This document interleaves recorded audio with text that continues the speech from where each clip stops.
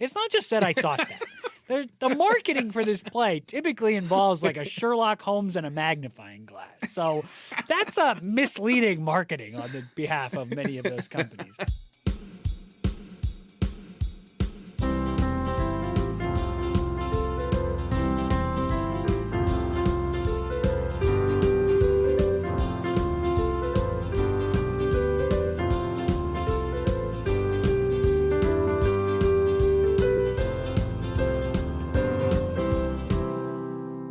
Hello, everyone, and welcome back to No Script, an unscripted conversation about theater's best scripts. I'm Jackson Nikolai.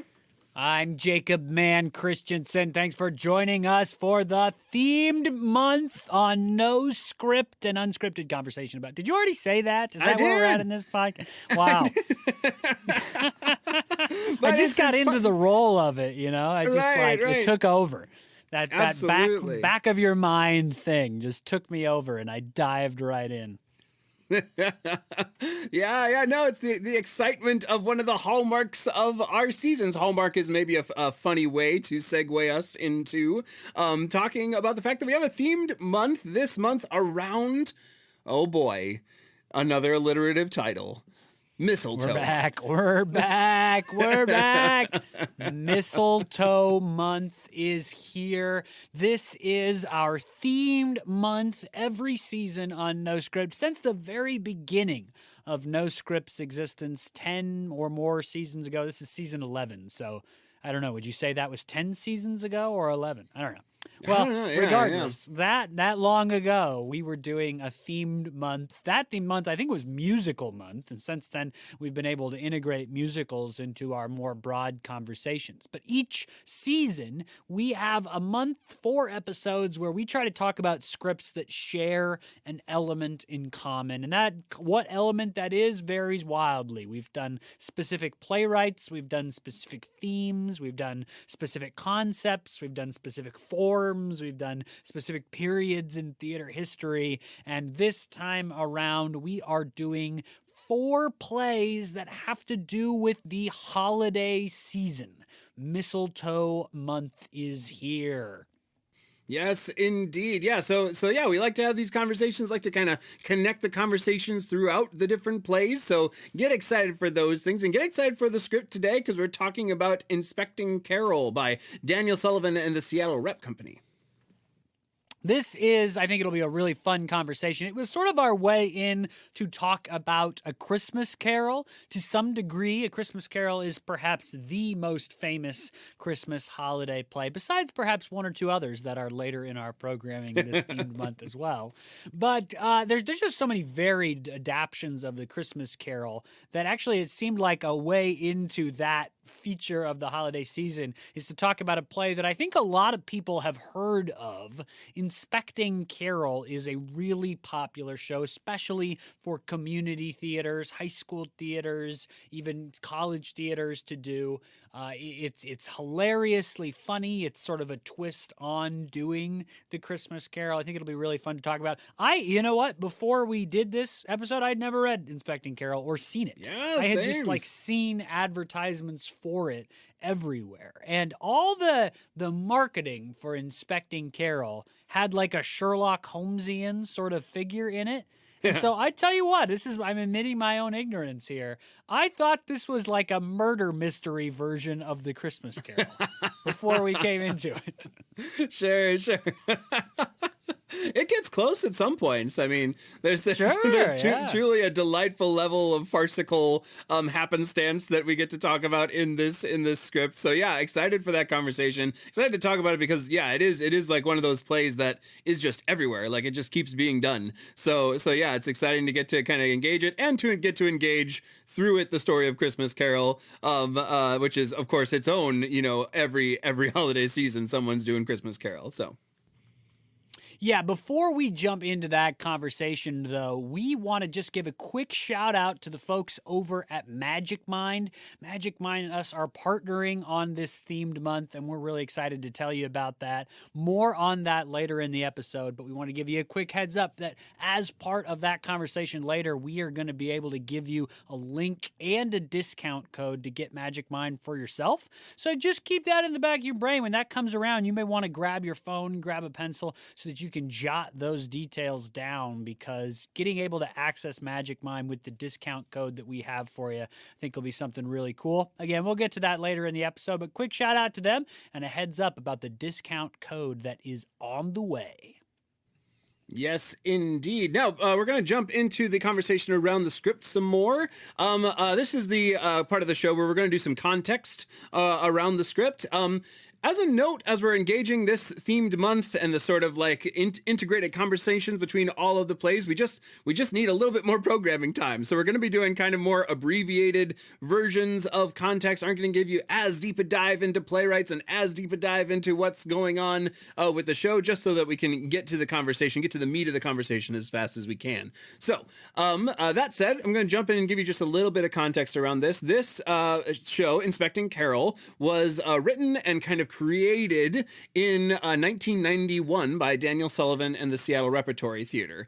Seattle Repertory Theater, very well known for kind of doing ongoing new productions, coming up with different plays and things like that, creating a really energetic space around that. So it's cool to engage a script that's kind of coming out of a community as well. This play was based on an 1836 Russian play called The Government Inspector, or The Inspector General, by Nikolai Gogol. And it's kind of like one of the things that we might talk about in the course of the conversation around it is these kind of like dreamlike sequences from that play. Obviously, Christmas Carol has a lot of these sort of dreamlike sequences kind of baked into it, so it matches up pretty well with that. And the sort of like whodunit sort of farcical nature of it too is kind of a connection point there. The Seattle Repertory Theater ran it in 1991, ran it again in 2002, and then again in 2012. And now actually has a new show that they're running, Mr. Dickens and His Carol. That is kind of their current running Christmas show. But 3 shows from them. But then just like pulled this short list of all the places that are doing Inspecting Carol this year. And it's long. It's like 10 different places. Newport Theater Arts Center in California, Barn Lot Theater in Kentucky, Chico Theater Company in California, Children's and Adults Theater and Studio in Texas. The list goes on and on.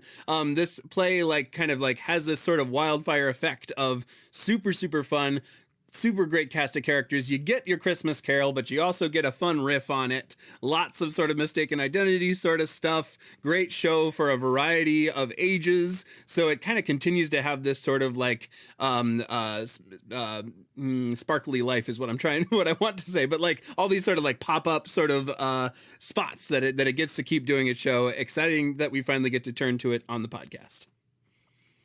Yeah, this play, I think, to some degree relies on the knowledge of the Christmas Carol, the Dickens story, and a play version of that as a cultural phenomenon. And so you do get sections of somebody's adaptation of the Christmas Carol. I assume Daniel Sullivan or whoever he was working with at Seattle Rep, wrote I guess they had to write an adaptation of the Christmas Carol or sections of it to include in this play about doing an adaptation of the Christmas Carol. Right. Because you only get little snippets. Like you get the famous scene where Mr. Cratchit comes home with Tiny Tim on his shoulder and you can hear them singing as they come up to the door and all the other children are getting ready and they hide from Dad to play this sort of game of hide and seek. Like that's a famous scene from the Christmas Carol that makes an appearance 2 or 3 times, changing every time over the course of this play. The famous Jacob Marley's face appearing in The Door Knocker. That appears in the course of this play. And then those dreamlike sequences from the Inspector General that are described, I think they have a very specific manifestation in Inspecting Carol. The end of the play, when the company puts on this sort of really bad production all through, that's done in this kind of whirlwind, just little glimpses, very strange, very ethereal sort of method. And you know, in some ways it is sort of a montage, but I think it also might be an homage to the play on which this is based. So, like Jackson said, we're trying to keep the front end of this podcast as short as we can during Mistletoe Month. We found in themed months in years past that we end up not having time to talk about the script and the connections to other scripts. So I'm going to go fast on the synopsis. I'm not going to get very detailed. I'm not going to introduce all the characters. Just going to give you a general overview, which is that this play is set at the rehearsals of a company, a fictional company called the Soapbox Playhouse. This company is in dire financial straits. Now, again, this play was written in 1991. That part of it at least feels like it might be from 2023. And they are trying to do their annual production of The Christmas Carol because that production is a cash cow for them, right? And this is true of a lot of companies that do a Christmas show as a major cash cow. And the play has gotten fairly stale. The same people are in it year after year. The same props are used year after year. The same costumes are used year after year. But they're here again, only this time they're in worse financial straits. Kevin, who is the sort of new business manager of the company, comes in to talk to Zora, who's a sort of eccentric theater director and founder of the company. And he basically says, not only did we only get half the subscribers that we planned on for the season, but also the National Endowment for the Arts has done an investigation and decided that we are not producing high enough level art to warrant the grant that we are receiving. So they're going to cut all of our funding unless we pass an inspection. And so a mysterious inspector is coming in the next couple of days to watch the rehearsals and a run of your production of The Christmas Carol and make a judgment about whether or not we are going to receive this money from the National Endowment for the Arts. Now, unbeknownst to all of them, the first thing that happened in the play is that a gentleman named Wayne showed up. And Wayne is, he is in search of a new career. He has been working in data processing and has decided to, as he says, follow his bliss and become an actor with no formal training. So the first scene in the play is him showing up and saying to the stage manager, whose name is MJ, I'd like to audition for the company. MJ says, well, we're a union house, so you can't just be in the show, and it doesn't really even seem like you're a real actor, so please be on your way.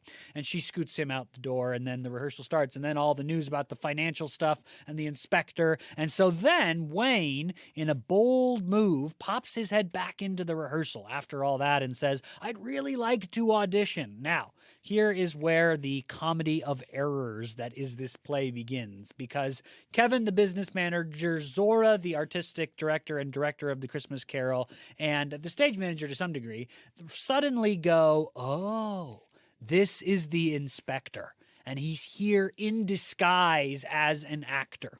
And they have a couple of things that make them believe that. It's all based in dramatic irony because the audience knows that's not true. But they go and they move forward believing that this guy must be the inspector. So they start to ask him his opinions on the show. They start to change the show. They actually let him rewrite The Christmas Carol, especially according to some of the wild ideas of one of the older members of the company who plays Scrooge, named Larry. Larry's recently gone through a fairly hairy divorce and has let some of that pain slide into his work and proposes some fairly radical changes, as well as he has some radical political ideas that he proposes to the production of A Christmas Carol. Look, there's lots of other wonky, wild things that happen. The Tiny Tim that has been in the play forever has just been getting older and older and is now like too large and heavy to really be Tiny Tim in the play. The company, who has been historically white, has tried to introduce an actor of color into the script, and all of their subtle racism towards this member of the company becomes an object of scorn and comedy across the course of the play. In the end, of course, they realize that Wayne was not the real inspector of the play.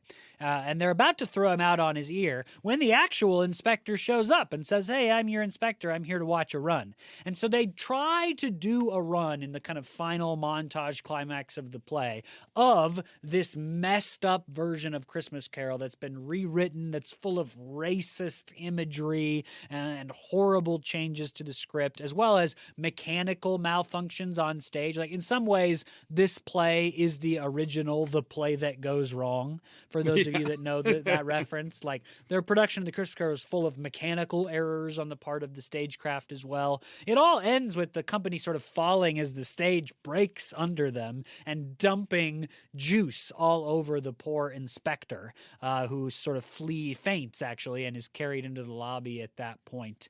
The company gathers at the end of the play and says, "Well, this is it, I guess. We're screwed. Way to go, Wayne. Way to go, all of you different people who screwed up across the course of the play." But Zora comes back in and, in a true Christmas miracle, says the inspector loved it. She loved the bold risk-taking. She said it was the first time she'd ever felt something at the theater, and not only wants to give us our grant back, but give us a bigger grant. The only catch is she wants to see the show again. And so the company realizes that they have to do this wild, mistake-filled, fairly dangerous and racist version of the Christmas Carol over again in order to get this amount of money, and that is where the blackout happens. So that's just the sort of quick overview of the plot of Inspecting Carol. The title, of course, it's not what I thought it was, and maybe some of you thought it was, in part because of the marketing, I have to say. It's not just that I thought that. The marketing for this play typically involves like a Sherlock Holmes and a magnifying glass. So that's a misleading marketing on the behalf of many of those companies. It's not a murder mystery. The title references like in the inspector, of course, coming to inspect the company for their artistic value, but also inspecting on kind of a social cultural level the idea of doing the Christmas Carol the year after year after year as a cash cow for a company. Now, here's what I will say, Jackson, and then I know we need to, before we dive into our conversation. I am from Omaha, Nebraska. Omaha has truly one of the premier community theaters in the country. The Omaha Community Playhouse is like a big deal. If you ever go, you will have the experience. It's more like a regional professional theater than like a traditional community theater in the scope and scale of what they do. The Omaha Community Playhouse is a huge deal nationally, not just locally. And they do the Christmas Carol every year. It's the same production every year. I used to go every year. My mother's a sign language interpreter. She used to do the sign language interpreting for one of the performances like you do. I mean, I saw it every year and it was the same every year. So I had so much delight in this play because I got it. Like, I knew exactly what they were talking about. That's the same door to that same set that they have used every year for 50 years or whatever, however long it is in the company. I do find the premise of this play like wildly relatable. Using the Christmas Carol every year to financially sustain your organization. Yeah, and then getting the chance to kind of turn a different lens on it, investigate some of it, inspect some of it, and engage it well. I'm excited to jump into that conversation. I'm also excited though to share a little bit more about my Magic Mind with all of you, because I've been a fan of it for a little while. It's been a really helpful thing for me. I've been trying to find sort of sustainable energy for a while now. I love coffee. I love drinking coffee throughout the day, but like, as I'm sure many of you who drink coffee know, it's a jittery experience eventually. And eventually, if you're drinking it too late in the day, you and I are both big time coffee people. I mean, for sure, we are both like beyond just like I love a cup of coffee, and like we are in the higher percentage of coffee drinkers. We are coffee all day people. And yeah, the jitteriness is like, it's a real part of the coffee experience. Yeah, and I was just kind of in the season of like kind of tired of that, and so I was like kind of looking for something else to help me kind of sustain energy, sustain like a flow state throughout the rest of the day, and so really excited that Magic Mind wanted to come alongside us during this themed month, and we get to talk about it because I've just really found that.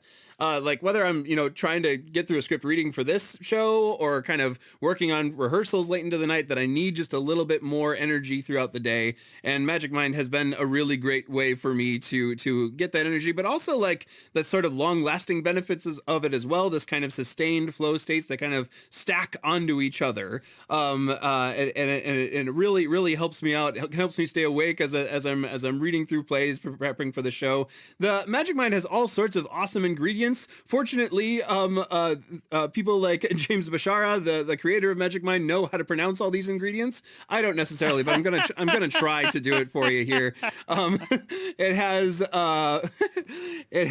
phosphodietyl oh boy, cytocholine, bacopa Monieri, lion's mane mushrooms, and all that is for kind of the cognitive processing and kind of sustained flow state. For energy, it has matcha in there. It has cordyceps mushrooms. It has Rhodelia rosa. It has B vitamins. For stress management, it has ashwagandha, L-theanine, and turmeric. We're carrying on the long-standing tradition of just like butchering names for this show.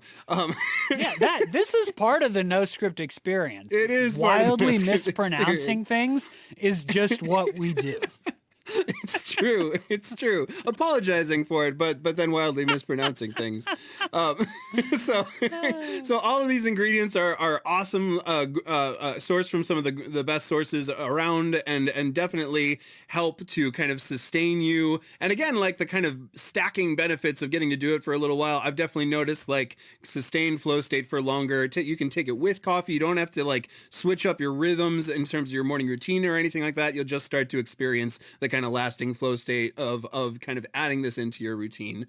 And we're super excited to get to offer it to you for a little bit of a discount for you to give it a try.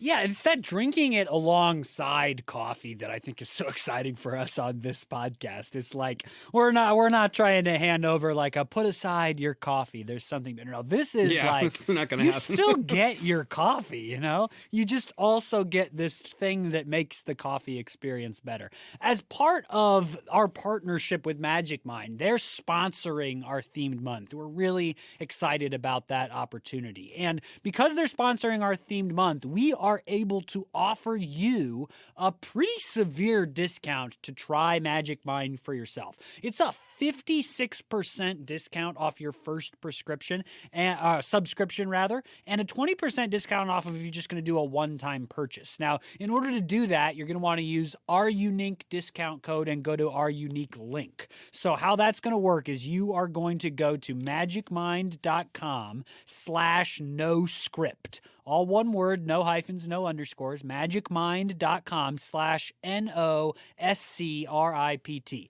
magicmind.com/noscript, and you are going to use our unique discount code. Important that you have that code. That's noscript20. noscript20. NOSCRIPT 20. If you go to our link, you use our discount code. That's how you're going to get that discount on trying Magic Mind out for yourself. Take it from some coffee drinkers. This is the time to give a product like this a try. They have a 100% money back guarantee, no questions asked. Really no risk to you. If you don't like it, they refund it right away. For these two coffee drinkers, we could say give Magic Mind a shot, and hopefully you will. And thanks to Magic Mind for sponsoring our themed month. Now jumping back into the conversation on the script inspecting Carol.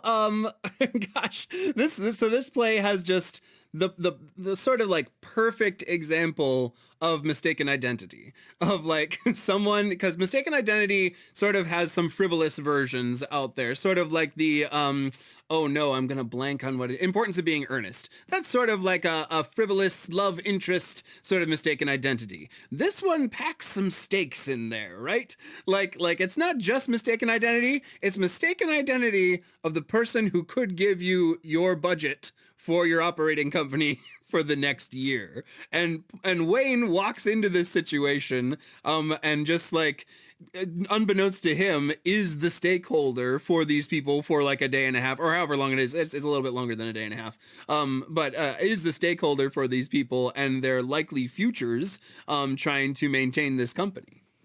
Yeah, I mean, it is pretty short, though. They say they're only going to rehearse for 4 days total for their opening night performance, which is, I mean, just wild. Just wild. Just imagine. But yes, I like that you mentioned the stakes, because that's something that I think that the company, Daniel Sullivan and Seattle Rep, did both really well and strange at some points, because the idea that the theater company is going to go under if this production of The Christmas Carol doesn't go well, it's an interesting kind of ongoing stakes for them. Like, there's different levels of stakes for different parts of the plot.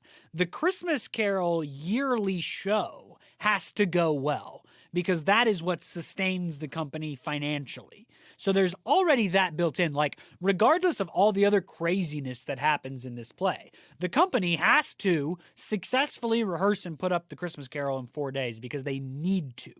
And then added on to that, you get this reality that the NEA is going to send an inspector because they might lose their grant. So, okay, another level of stakes that the company now has to do this particular show very, very well in order to financially sustain themselves. But there's, I think, a subtle other I say subtle like it's a mystery. It's not. I just think that it's a little underwritten, which is that apparently the founding company members, of which there are several rehearsing this show across this very large ensemble cast, are financially responsible if the company loses money. And so the amount that they might go in the hole as a result of all this, the way the script presents it, is that the founding members of the company will be on the hook for that money. And so a couple of the company members, most notably Zora and Larry, have this additional stakes of, like, they might be personally financially ruined if this production goes badly. Yeah, you get the sense, you pretty much somewhat early on in the play, you get the read that this was not really an LLC. This was not organized into something that could protect them in such an event as this. They would be personally responsible for all of what's going to happen. So you have some real skin in the game for some of these folks, and you see what that pushes them to do, I think, in really interesting ways, because especially Zora, but also people like Sydney and Dorothy, all have this kind of like, I guess we'll sacrifice this to your kind of weird ideas, Wayne. And Wayne like has some, like, he definitely has Larry kind of shows up and is this sort of manipulative presence towards Wayne. But Wayne also just has a couple just odd ideas to throw into the Christmas Carol. And they kind of, you see them having to be like, oh, I know this is a bad idea, but I'm going to go with it anyway, because the stakes are so high for them. And it's not a shoo-in that the show is going to go well either. Like, they talk about disasters of the past, most notably that at some point Larry, who is the sort of regular guy that plays Scrooge, was fired from the role because in some sort of political protest, one evening in the past, he performed the entire role of Scrooge in Spanish and absolutely screwed over the rest of the company. And so what's fascinating to me is the both like bold insistence that we've done this all the time. We can get through this in 4 days. We all know the lines. We all know the blocking. And the reality that it's like, it's been a disaster in the past. Yeah, that there's no real assurance that it's going to be good on its own, but yet people keep coming. And so that sort of is further thrown in to peril by the characters themselves, which I like, because there's the big mistaken identity / problem of Wayne, but then there's also there's Luther, who gets a job on a TV show and leaves. There's Larry, who's bringing in his personal life into the production and giving these kind of critiques that are based on his own experience, and so you have all of these kind of complicating factors, and I think I don't know. It's hard to target one person who we're following through this. If I were forced to, I would maybe say Zora, who's kind of the director and the one at the center of all these things. But feel like hard put to say that she is the character we're following through, because there's kind of a series of vignettes of people engaging with Wayne, who as the kind of stranger who came to town, and seeing, learning a little bit about them, about their world, what they care about, how they want to manipulate their way into the National Endowment of the Arts money in some way, and also just keep the theater alive for the crew as well. Yeah, I think that one of the great benefits of this play is how strongly ensemble it is. And Yeah. perhaps that's why it's such a community theater mainstay. This is a show about a group of people. And the writing does a fairly good job, I think, making the group of people and their success or failure the protagonist as a whole.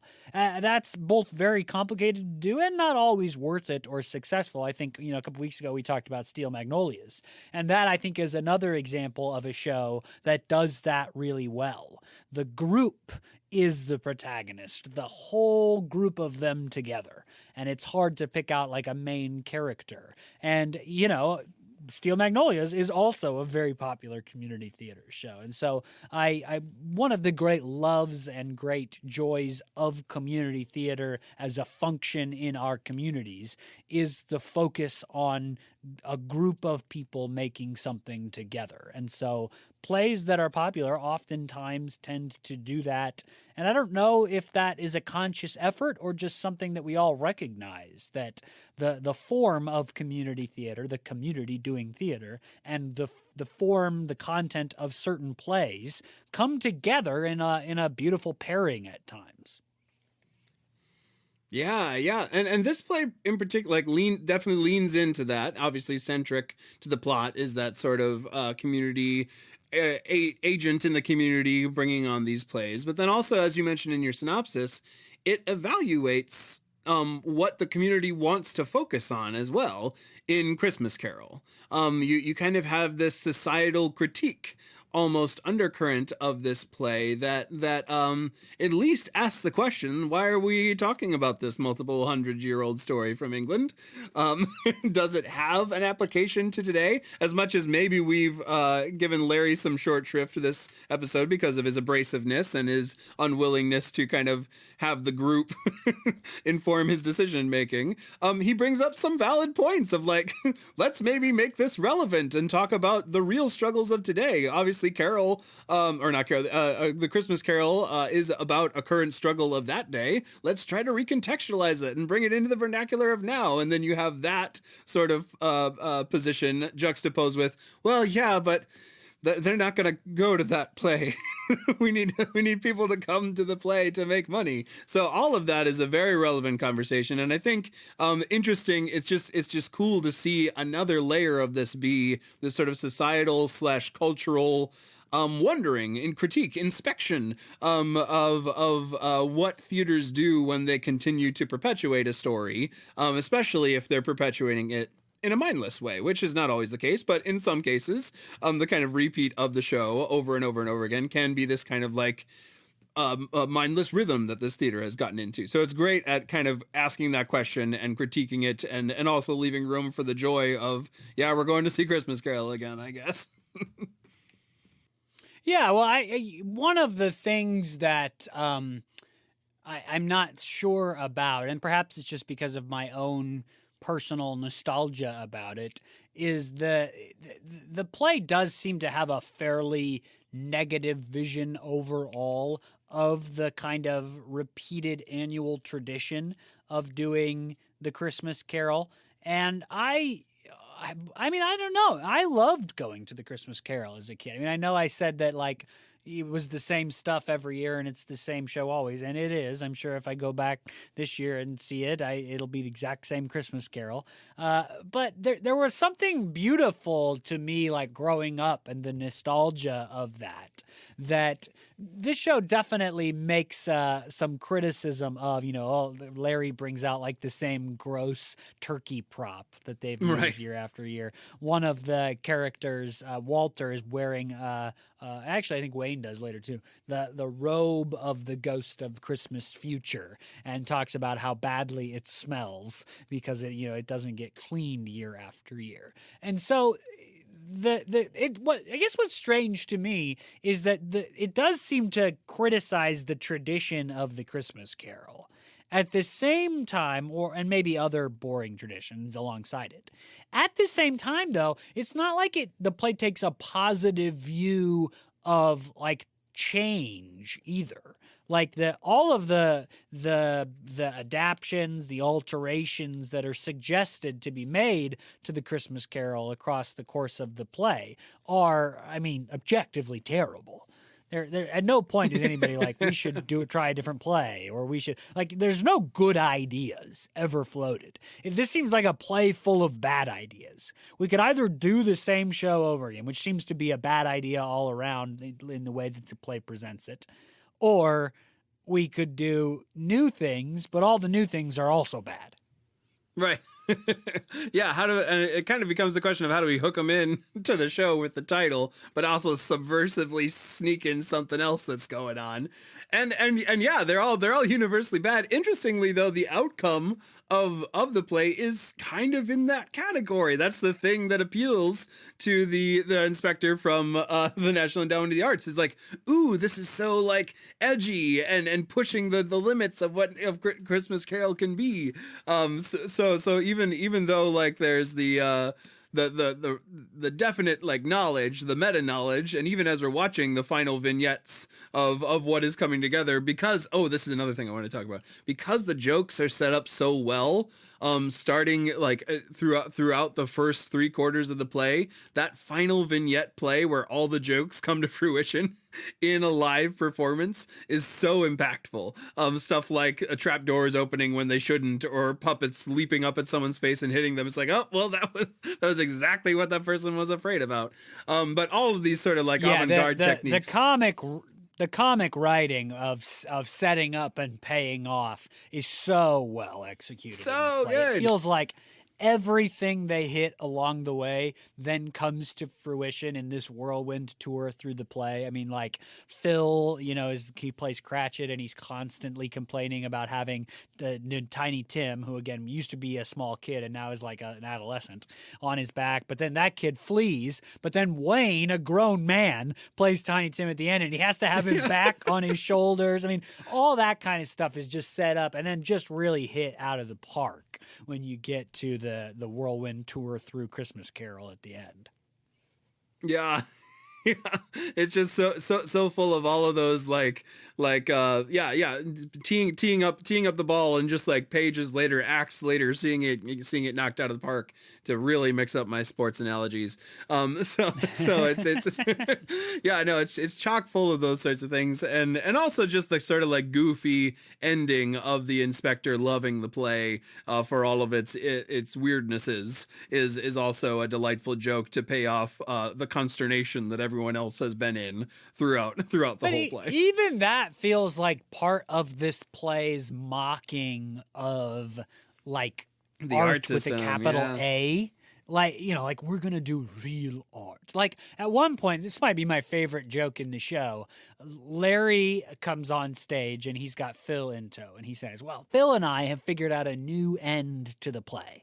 And Phil, of course, is like, we were just kidding. I don't think this is I'm not suggesting this for real. We were just joking around. But Larry has taken it very seriously. And they do the final scene with Scrooge and Cratchit in the office, right? After Scrooge has had his transformation and gone to the Cratchit house and given him all the gifts, they come into the office the next day, and Scrooge says, like, you're late.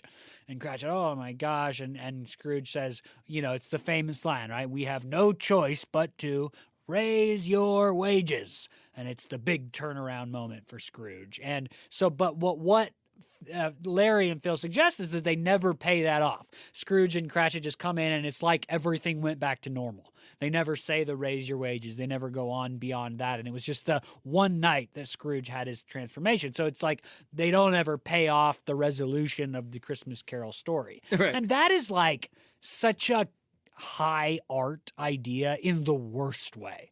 Like art with like, oh, no resolution will be good for. I mean, I'm a theater person, obviously, right? I'm at university. I would do this podcast, and like that kind of stuff drives me crazy. Like the audience and their experience of theater is so important, and there are high art people, the worst kind of nose up capital A art people that just like believe that kind of stuff. This like, well, we won't give them the resolution that they're looking for. That's art. That's art.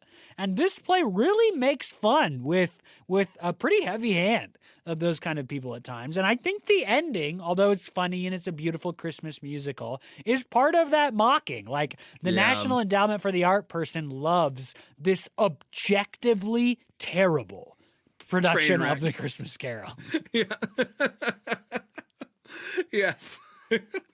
I wonder. So we started this conversation with the kind of noting that we often run out of time for conversations, and we're closing in on the end of the podcast. I do want to just kind of tee us up for sort of future conversations in this Mistletoe Month, just about this play and its position in sort of holiday play lexicons, and also its position as the first play of our own themed month around sort of holiday plays and Mistletoe Month, and just kind of I wanted to know, Jacob, just like what draws you to this play, what sorts of things in it are sort of like, we've talked a little bit about some of the like resonance points of it and things like that, but the sort of draw of this play, but also the sort of preemptive, I guess, foreshadowing connection points to some of the other ones that we're going to be talking about this month. Well, I would say like this play's presentation of Christmas and of the holiday season, I think we'll see other examples of it, but it does serve a particular function in Theme Month, which is that this play really highlights the commercialization that is present in the holiday season, right? The idea that you can just stage a Christmas Carol and make bukus of bucks without really thinking about it. You just like do the same thing you've done year after year after year and the dollars roll in. That is certainly like a viewpoint of the holiday season, right? If you're a business and you just stick up some Christmas ornaments in the front of your store come holiday season, like the way that you can commercialize the experience of Christmas for your own financial benefit is certain. I mean, it's part of this season. Yeah, for sure. The sort of like the need for taking advantage of the fact that everyone's home, the need for being sure that like everyone comes out and shows up, definitely is kind of an ongoing theme. And also the struggle between those who have a mind to see it, the sort of dissonance with that, and the holiday season as such it is, and even the sort of core content of the original Christmas Carol of like, yeah, it's also a critique of the way wages are kind of disproportionately assigned to other people. So yeah, definitely that's in there. I think also, I think what we'll see throughout at least a couple of these Mistletoe Month plays is the sort of behind the curtain look at those who have the ability to produce art or just public consumption sorts of things, and the ways that the desire for the season to be a season of charitableness, no matter which kind of holiday you ascribe to within the season, it's a season of charitableness, and the desire for that mixed with the knowledge of the need for a commercial, or the reality, I guess, of the commercialism of it, and also the purpose of the artist in those seasons to still like use what is available to them to bring about something good, something charitable, or maybe just survive. All those things I think are going to kind of weave their way into some of our conversations. Yeah, I think too that the holiday seasons are a time where traditions get highlighted in a very particular way. and the tradition of what your family does in the month, late in the month of November and late in the month of December, regardless of which holidays you celebrate.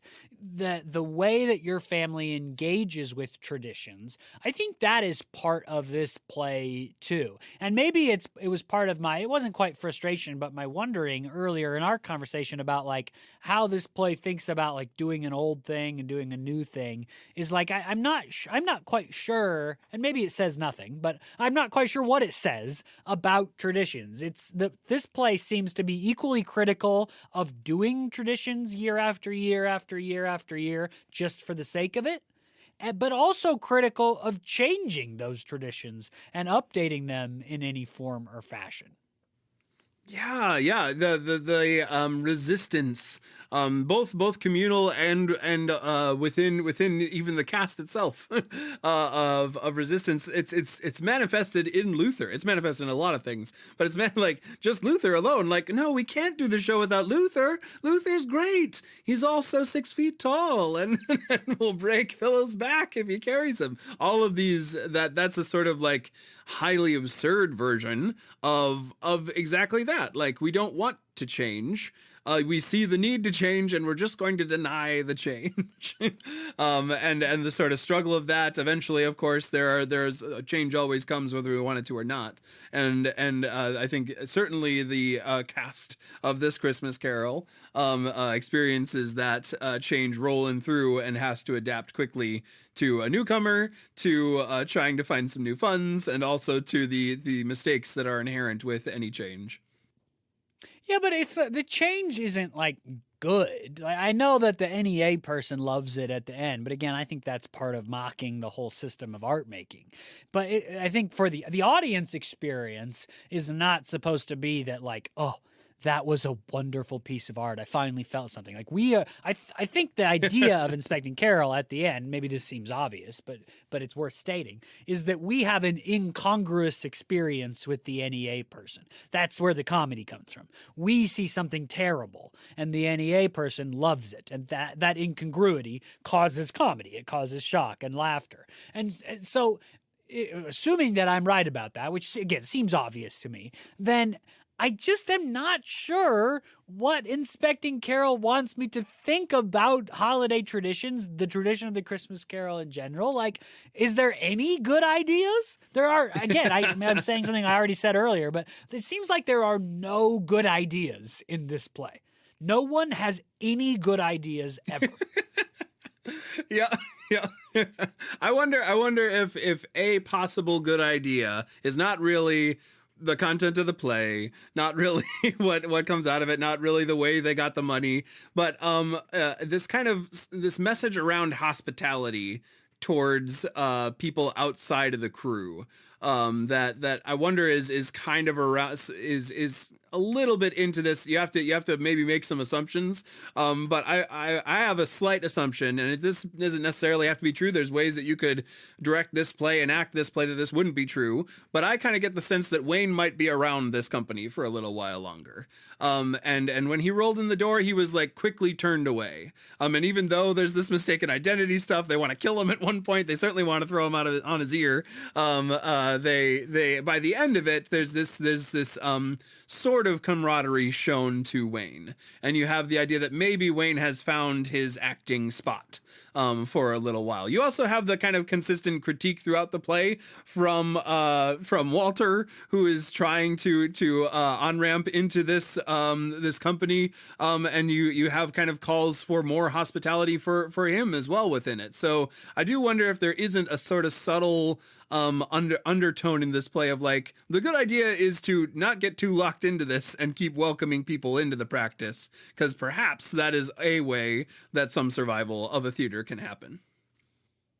Yeah, maybe the message is about growing the ensemble, and that even though it happens in a funny way, Wayne's introduction into the ensemble is the thing that saves the company. I mean, in no uncertain terms, that is why the company is saved at the end of the play. Right. Because of him. He's the stranger that comes to town. I think the other like Christmas holiday element to look at is the feature of the Christmas miracle. as a storytelling Yeah. like thing, it's, you know, the resonance of the sort of Judeo-Christian, like religious vision of this holiday and the miracle of Christ has manifested itself in the Christmas miracle, which happens in a lot of Christmas holiday stories. There is some Deus Machina sort of event that we just accept in Christmas plays, like that makes, in some ways, makes holiday plays kind of what they are. Is this feature of like something happens that's almost beyond explanation that changes the world. And in this play, the NEA person loving the play, I mean, in no uncertain terms, that is a Christmas miracle. Again, it's terrible. Yeah, no, that miracle, that change, that unexplainable thing coming about has echoes throughout all, like, not all, but a great majority of Christmas music. It's where the choir comes in and the string quartet swells. Like there's whole movies and plays based on that title, Miracle on 34th Street. All of these plays have this sort of like unexplained thing that happens that the warm fuzzies all come about from, and somehow you make it through to the end, and the world is affected as a result of this change. The world, at least the world that we've been introduced to, is changed for the better, and lives to make it through to another year. No, I absolutely. And I wonder how much we'll see that in some of the upcoming plays and the way that the Christmas miracle is. I mean, I can imagine, right? And in fact, the Inspector General exists. I haven't ever read the original Russian play, so I don't know if it ends with the same kind of Deus Machina. But I could imagine a version of this play where that's not about the Christmas Carol. It's about Hamlet or something. And so it's not a Christmas show. And at the end, they do a terrible version, and the NEA agent loves it. And I think I'm doing a lot of assumption here, but I think I would, you know, the ending would still feel like, oh, okay, this is a comedy, that's what happens. But something about the setting of it at Christmas leads me to accept that ending with a far less degree of skepticism than I think I otherwise would. It is far less eye-rolling to me, because it is in the context of a holiday show where I'm ready to accept Scrooge's whole outlook on life, about every part of his life, changing on a dime. And again, the Deus Machina in Christmas Carol is not just Scrooge's behavior change, but that it all happens in one night, that he still makes it by Christmas. Like, that idea of everything changing at once in a way that it doesn't have to be storytelling good, that is just the miracle of it. I accept that at the end of this play, in part because I think it's a Christmas play. Yeah. Christmas play, need hope in the middle of winter sort of effect. That many Christmas stories do have, and I think I agree. I think we'll kind of continue to see some of that resonance throughout the other plays in our themed Mistletoe Month. And while the conversation today is drawing down to a close, we're excited to both continue to invite conversation about Inspecting Carol, but also broaden the conversation out to all the other plays that we are engaging in this themed month. You can find us on Facebook, Instagram, or Twitter at the username @NoScriptPodcast. We also have a Gmail, noscriptpodcast@gmail.com. If you want to chat about any of these plays, if you have a particular Christmas resonance or holiday resonance in a Christmas Carol or any of the other mistletoe plays that we are talking about this month, we'd love to be chatting about them with you. Find us on any of those sites. We'd love to talk with you over there. Absolutely. If you enjoyed this conversation or any of our other conversations, please recommend us to your family, your friends, anybody you know that likes stories, plays, theater, movies, discussions about writing, or Christmas. Send them our way. We'll be back with 3 more plays in this themed month starting next week. You can like us on Apple Podcasts, Google Play, Spotify, YouTube, any of the other places you get your podcasts is where you can listen. You could also like us on Facebook, and a link to the new episode appears every Monday when we publish. Again, 3 more holiday plays coming your way in this themed month, this Mistletoe Month. Yes, indeed. And so until we're talking about the next one, I'm Jackson. I'm Jacob. Thanks for joining us for No Script, the podcast.